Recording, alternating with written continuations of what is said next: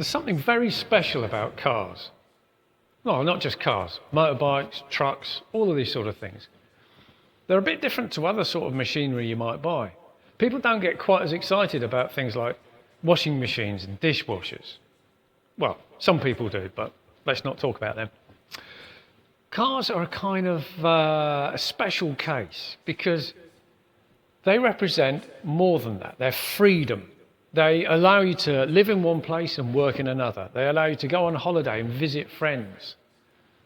And that is something really fundamental to the human spirit, being able to go out on adventures, but also just seeing people that you wouldn't normally be able to see.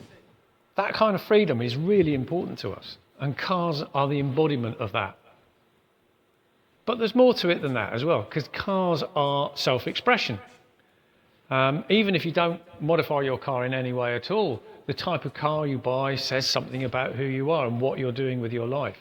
Now, some people have no interest in their cars whatsoever. There's just a thing they have to do to go about their business. That's fair enough. But to other people, it's much more than that. And particularly when you get into modified cars and customizing, it really is a brilliant art form in its own way. Self-expression, freedom, the ability to do things, go places. That's quite an amazing thing. And it's not surprising then that it brings people together in a community. And the car, bike, truck communities are really, really impressive places because people instinctively want to help each other. If someone says they're having trouble getting a bolt out from their suspension they're trying to fix, people will naturally try to come together and help them. And that's a brilliant community spirit. There is something really, really, really special about you lot and what you do and the way everyone pulls together. And I think in times like these where there seems to be a lot of division and people separating each other out, that community spirit of people coming together for a common cause, whether it's cars, bikes, trucks or whatever, that united spirit and that spirit of trying to help each other is something we really should focus on at the moment. It's brilliant, it's wonderful. You're wonderful. So are you.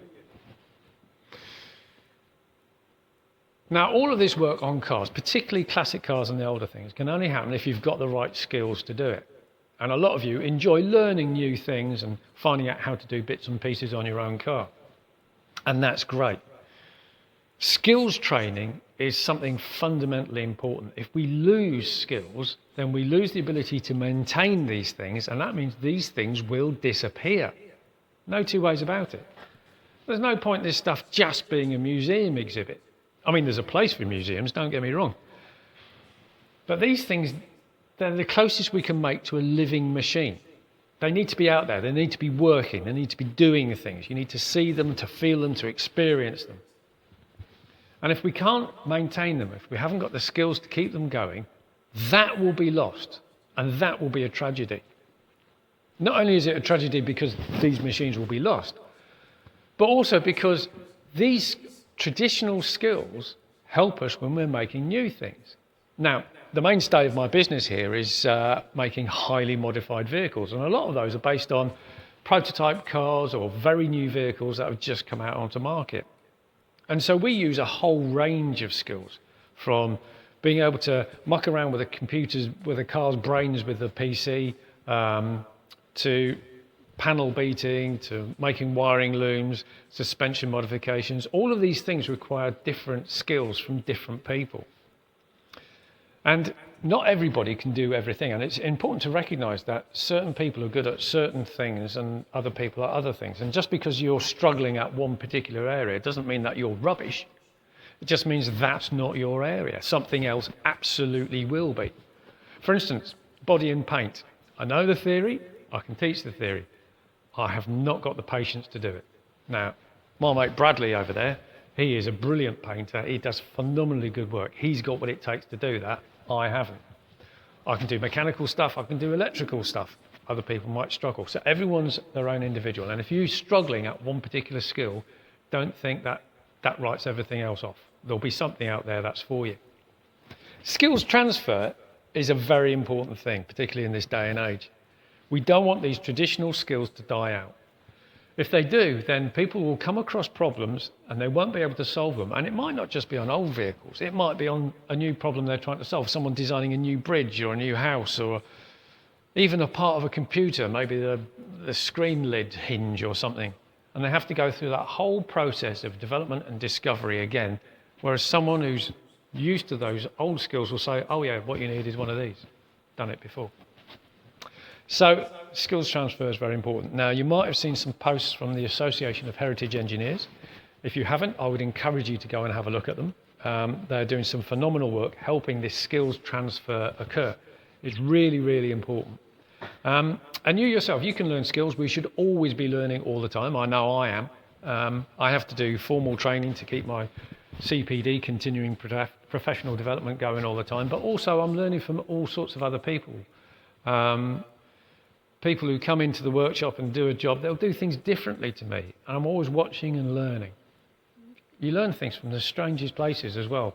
People who you wouldn't think, there's always something there to be learned.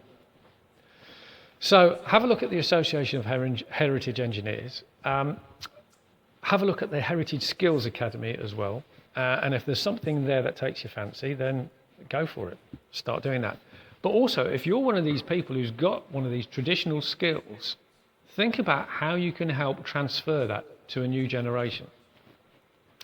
Maybe you're particularly good at lead loading bodywork or splicing wires together on old Lucas electrical systems. Whatever it is that you've got, think about how you can transfer that to new people. And it's not just young people coming into the industry from the first time, though those are absolutely vital. But also other people who are transferring from other industries which might be struggling at the moment, or they want to do something different with their lives. There's a whole range of people who could benefit from learning these skills. So if you've got these skills, think about how you can start transferring them to other people. Don't let these things end when your career finishes. You know, if you go for retirement or you decide to do something else with your life, all that experience that you've had, it shouldn't just stop at that moment. It should carry on with someone else. That's my belief anyway. I would also like to say a quick point about Mission Motorsport at this stage, because a lot of what you've seen over this weekend is supporting that charity, who are very close to my heart. I've been working with them since the beginning, and as with all charities at this time, they're struggling. A lot of the activities that usually generate the funds that they rely on to do their good work, those activities can't happen at the moment. So they're relying on goodwill from people like you to help them out. So have a look at Mission Motorsport, see what they do, and try and help if you can. That would be a great thing to do. Now, when it comes to skills transfer, this is something I've been thinking about. What's my place in all of this? Have I got a duty? And I think probably I have got a duty to pass on those things that I've learned. I've been in the car industry for over 30 years. Prototype, experimental vehicles, racing vehicles, all sorts of things. And there's a lot of stuff, obviously, that I've learned in that time, and a lot of skills and things that should be passed on to other people. So I've been thinking, and I'm thinking that I am going to start running training courses from this workshop, showing people some of the stuff that I've learned. I think it's not only a good idea, it's probably something of a duty to pass those skills on.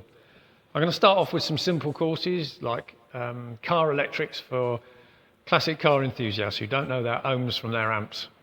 We'll start off with the easy stuff, and then we'll work up to the more complicated stuff, like how to do massive modifications on vehicles and probably how to convert your classic to electric. I think a lot of people will be interested in that. So I'm going to start running courses here. Have a look at the Association of Heritage Engineers, see what other stuff that they're promoting, and try to get involved. This is a great community. I'm very proud to be part of it. Enjoyed talking to you, and I'll speak to you soon. Bye.